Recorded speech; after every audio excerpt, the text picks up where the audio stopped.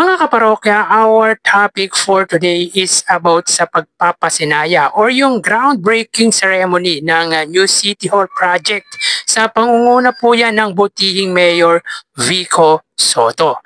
Pero bago yan mga kaparokya, kung bago lang po kayo sa aking channel at kung gusto niyo po ng gantong klaseng content, ay makikiusap po ako sa inyo na pakisubscribe po ang aking YouTube channel. Paki-like and share nyo na rin po nang sa gayon ay mas dumami pa po ang makapanood ng mga ina-upload po nating video or ng content po natin.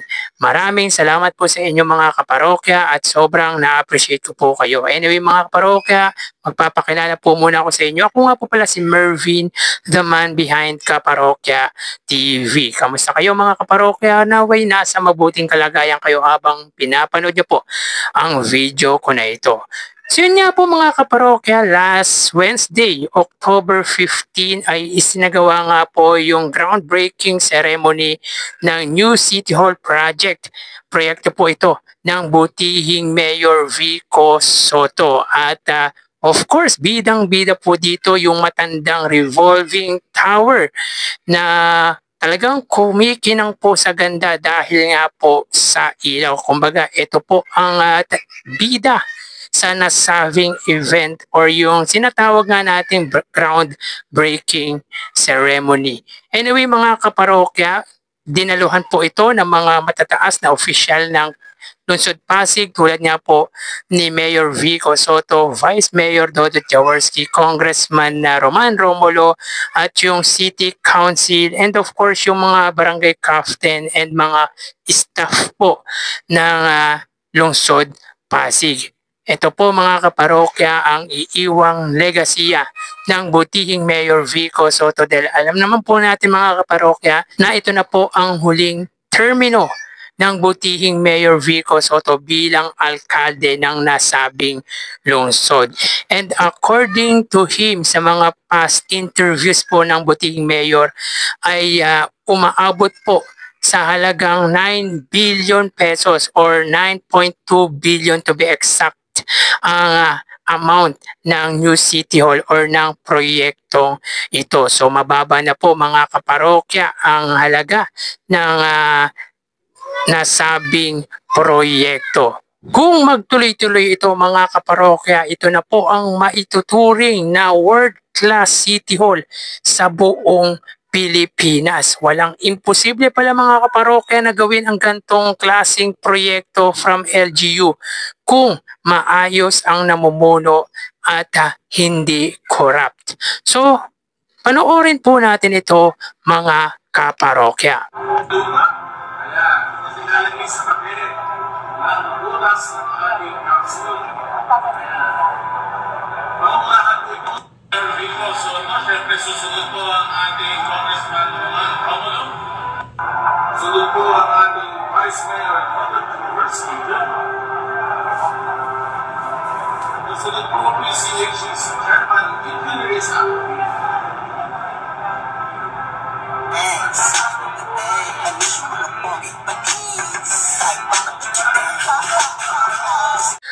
So yun nga po mga kaparokya na witness or nasilayan po natin ang isinagawang groundbreaking ceremony ng New City Hall project sa pamumuno nga po yan ng butihing Mayor Vico Soto and of course nina Congressman Roman Romulo at Vice Mayor Dodot Jaworski. At tulad po ng sinabi natin mga kaparokya, ibinida po ng lungsod ang matandang Pasig Revolving Tower na talagang kumikinang po sa ganda dahil nga po pinalibutan po ito ng ilaw. So yun nga po mga kaparokya, according kay Mayor Vico Soto ay nagkakalaga po ang nasabing proyekto ng 9.2 billion. Nauna na po dito mga kaparokya ay 9.6 pero mas bumaba pa po ito sa 9.2 billion. So who have thought mga kaparokya na pwede palang magpagawa ang isang LGU ng ganyang high caliber at world class na City Hall?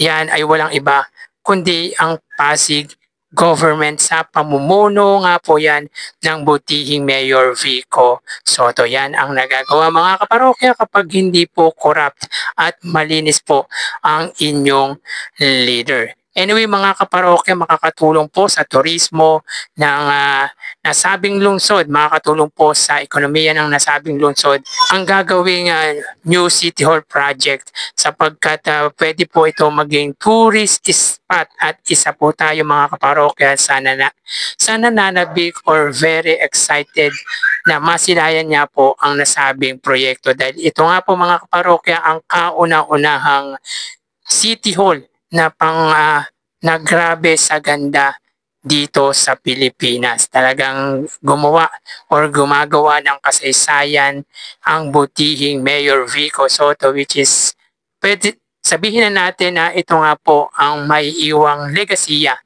dahil alam naman po natin na ito na po ang huling termino ng butihing Mayor Vico Soto bilang alkalde ng nasabing lungsod. At tulad po na sinabi nito ay hindi po siya tatakbo in any post by 2028 na para sa akin mga kaparokya ay good decision dahil at least makapagpahinga po at magawa po nito yung mga gusto nitong gawin sa buhay. So again mga kaparokya, for sure, proud na proud po ang mga Pasigueño sa liderato po ng butihing Mayor Vico Soto dahil talagang inangat po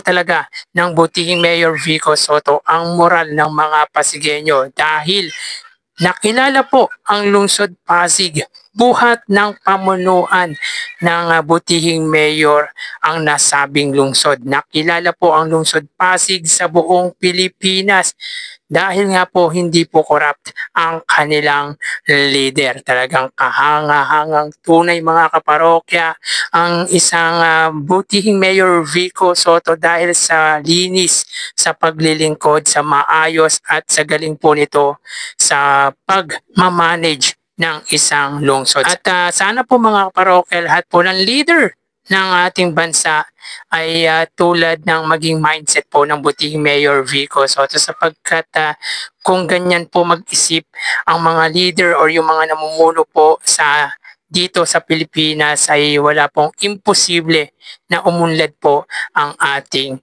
bansa. Talagang nakakasabik na po mga kaparokya na pamunuan ng butihing Mayor Vico Soto ang buong Pilipinas dahil lahat naman po tayo mga kaparokya gusto ng pagbabago, gusto ng matinong leader at yan po ang nakikita po natin sa isang butihing Mayor Vico Soto. Sayang nga lang mga kaparokya, underage or eligible pa po siya to run in a higher position by 2028. Dahil para po sa akin mga kaparokya ay pang presidente na po yung tipo ng pamumuno ng butihing Mayor Vico Soto. So ang groundbreaking ceremony mga kaparokya ay simula po ng pagpapatayo or pag-construct po ng new City Hall project. So by end of his term ni Mayor Vico Soto ay hopefully matapos po ang nasabing proyekto. Siyempre gusto din po natin makita si Mayor Vico Soto na makatungtong po